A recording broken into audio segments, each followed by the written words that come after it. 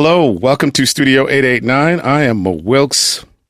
We have a lot of arts here at Emerson College, and I'm actually about to sit down with a great artist that's going to be at Arts Emerson's Emerson Paramount Center, the Robert J. Orchard stage from this Friday, February 20th through the 22nd, and it's a production called The Things Around Us.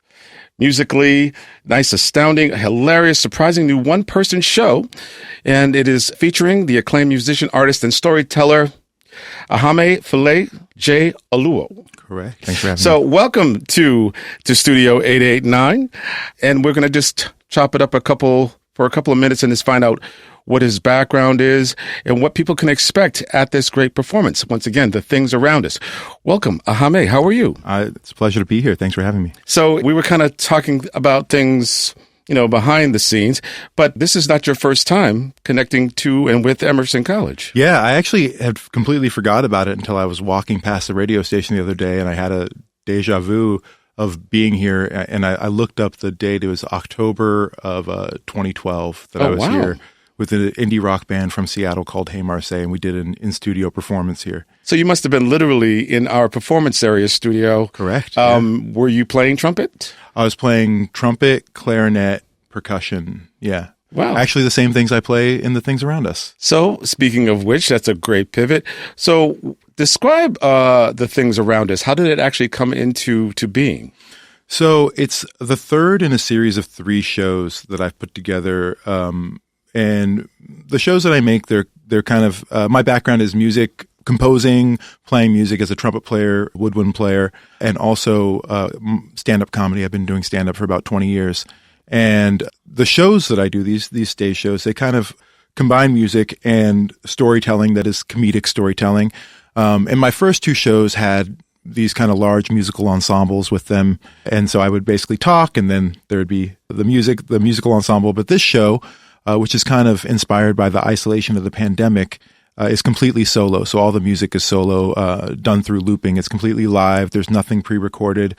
The show kind of starts from nothing and then turns into a real big kind of orchestral thing, but it's all coming from one person. So you're carrying this live, and you're saying it's not necessarily prescripted from a musical standpoint. You're kind of like gathering inspiration for what's going on, or do you already have something pre-thought of musically? Yeah, well, it's the music is composed. So okay. the music is written. There are places where there are moments that are improvised, but it is a composed piece. But each time I make it, I'm making it from scratch. There's no computer involved. It's just you everything that you hear, you see happen live on stage. That is pretty fascinating. So you got the inspiration came out of the pandemic, you say? Yes, it did. And then you took it to a stage. Will this be the first time an audience is actually witnessing? No, we've been on tour for about 1.5 years now. So I mean, I think this will be our 40-something performance of the show. So I've actually gotten to do this show more than I've gotten to do a lot of my previous work, and it's been a real pleasure to go around throughout the country. And we just got back from England doing it there. It was really wonderful. It's been a great experience. Have you, in your performances over time, I mean, has anyone come up to you after the show performance? I don't know if you actually do any kind of Q&A post-performance. Sometimes, yeah. Okay. Do they, kind of, come up to you and say, well, wow, I was going through or having a similar type of experience in isolation? Yeah. I think that a lot of what my work focuses on is trying to create some kind of communal feeling in the audience. And even though I'm talking, the stories in this show happen to be true stories, but they're stories about other people. They're not stories about me. They're stories in which I'm an observer. I'm present, but all the things that are happening to other people. And, they're very specific stories. They're very specific, true things that happened. But I find often that through very specific things, you can get to kind of universal truths. And there is a real thing that at the end of the show, the audience really does feel kind of coalesced into one being in a certain way. Very nice. The Things Around Us is going to be at the Arts Emerson Paramount Center's Robert J. Orchard stage, speaking with Ahamefule J. Oluo. How were the submissions? How did you arrive at a lot of these stories?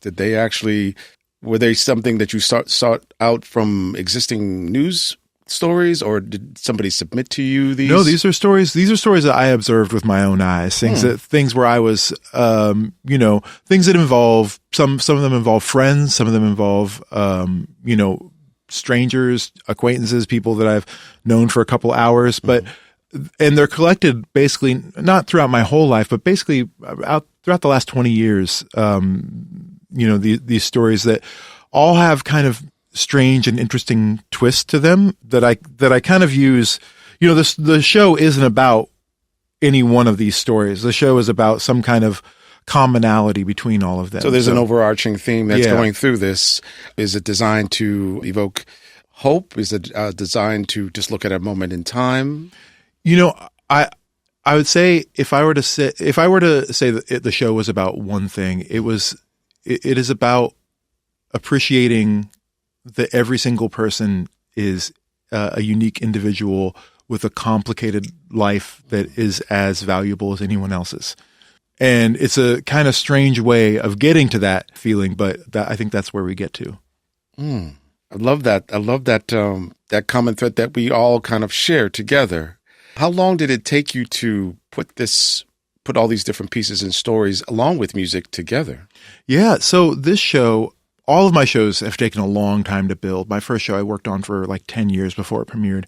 But this one, it was a very condensed period of time. I spent 2 years working on it before it premiered. But within that 2 years, I was working on it every single day. I locked myself in my studio and literally like 7 days a week, it just kind of banged my head against the wall, figuring out how to do this thing. This is my first, musical solo performance. So I really had to learn a lot in terms of how to make it work. Wow. And spending time like in that kind of isolation, if you will. Some people would, musically, did you have to borrow from any other artistry? Was there anything else influencing you at the moment in time? No, I just really, it's the music I really developed through the process of just experimentation, through the looping.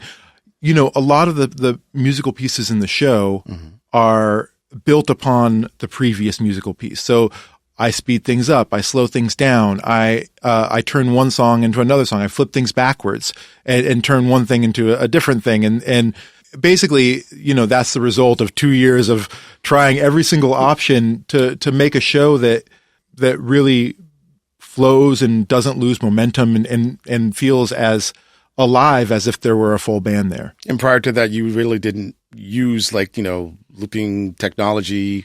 Not in this way. I used loopers I'd used loopers kind of for more like textural effects, but not really to build music like this. So it really was a new learning experience. And I'm in a completely different place now. I've learned so much figuring this show out. Yeah. Cause I've seen, on stage more pop related artists. I want to say his last name is Ed Sheeran. Thank you. Yeah, Ed Thank Sheeran. You.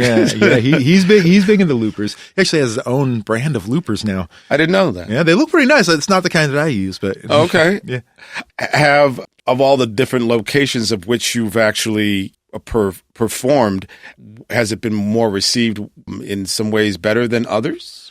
I find that the thing that makes the show, the show's been very well received everywhere that we've gone with it. It's been really, really an amazing experience. But a lot of theater audiences can tend to be a little bit older and a little bit wider. And that's not exactly who I made the show for. Everyone is welcome at the show, and I think everyone has a really wonderful experience at the show. But I made the show for people that I meant for people of all ages, but especially people that are younger and are current with things happening in the world. Not that there's any specific current events or political things, but I'm in my early 40s. Which is not that young anymore, but it is young. Trust me, it is young. I still, I still feel very engaged with the world, and I made a show for people that are engaged with the world. Art is a reflection of things going on in the world. Are you ever worried that it might be received incorrectly? No, there's nothing controversial in the show. Like, okay. Really, Not on the surface, really. I mean, although I would say treating everyone equally can seem like a controversial idea sometimes, especially at this point in time. You know, but it is about this kind of, you know, understanding of the complicated nature of humanity and being a human. It's a messy, complicated, and often very hilarious thing.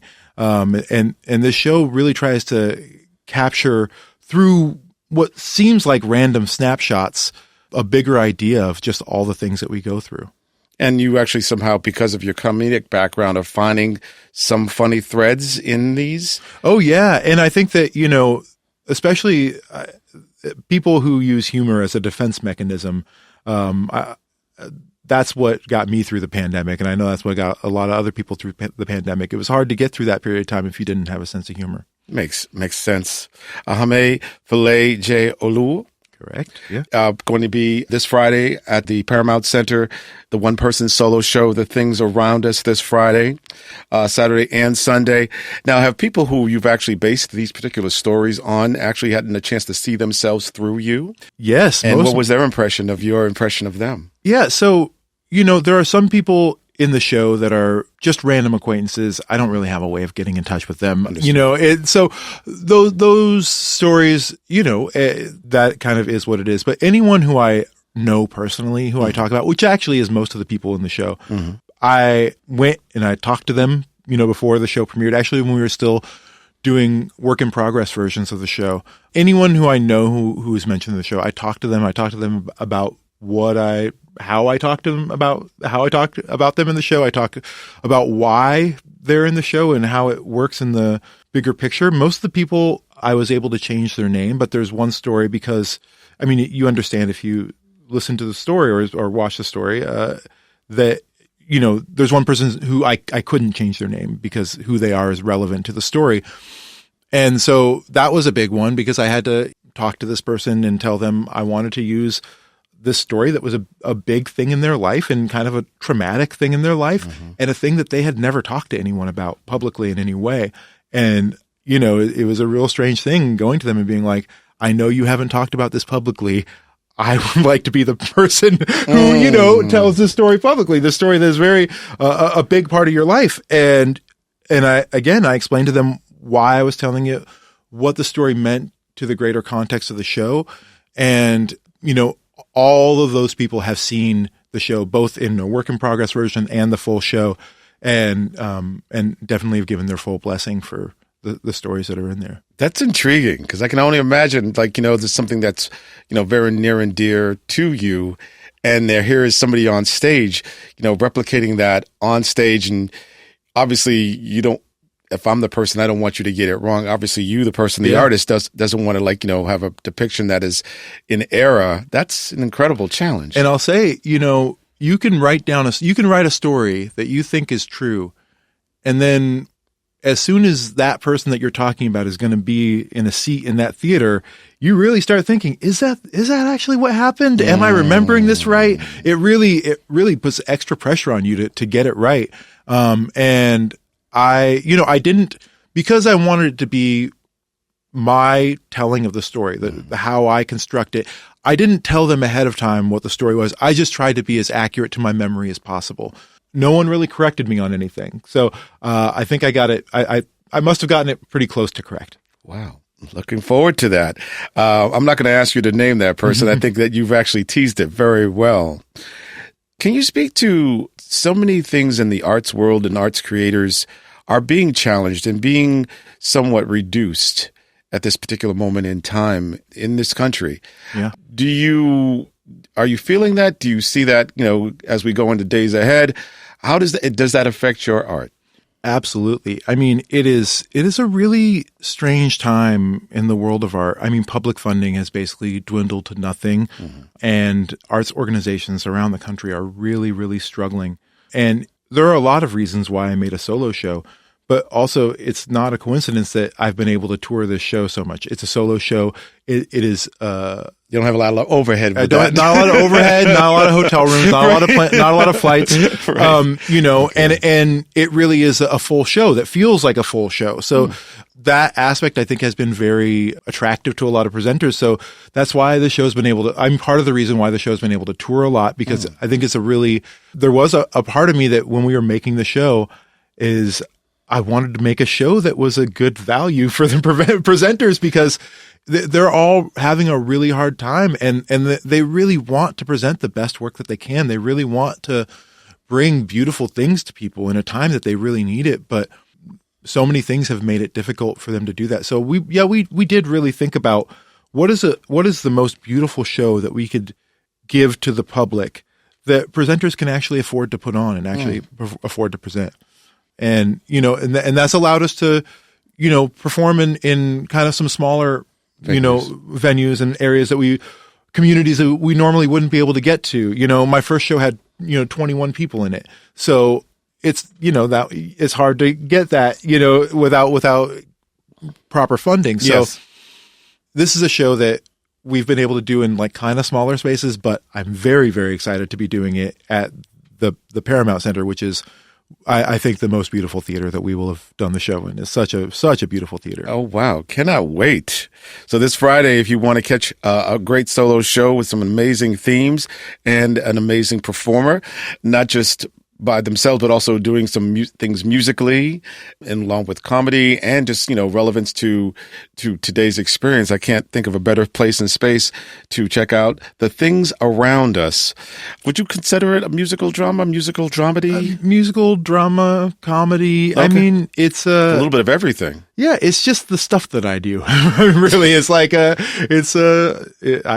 talk and I make music, I love that. So once again, this Friday through Sunday, the 20th through the 22nd, over at Emerson Paramount Center, Robert J. Orchard Stage. Thank you so much, Ahamefule J. Oluo. If you want to get more information, you can go to artsemerson.org. Hope that you will actually support local arts and local artistry. If people wanted to follow you. Yeah, they can follow me at just Ahamefule on Instagram. That's where they can follow me. And I know that Friday, opening night, is Emerson night. So Emerson students can, I think they contact the box office, or they contact Arts Emerson, and they can get free comp tickets for opening night. And then they have $10 Emerson tickets for the rest of the nights and free rush tickets. So nice. Lots of opportunities for Emerson students to see the show for free or very low price. Yeah. I love that. Well, I think I'm going to probably be in the opening night, like one of the 3 nights. I think that will be part of my weekend. I appreciate you just giving us some time today, and wish you lots of success going forward. Thank you for bigging up and giving us some time here in Studio 889. Thank you so much for having me. All right. For Studio 889, I'm DJ Mo Wilks. Thank you for joining us.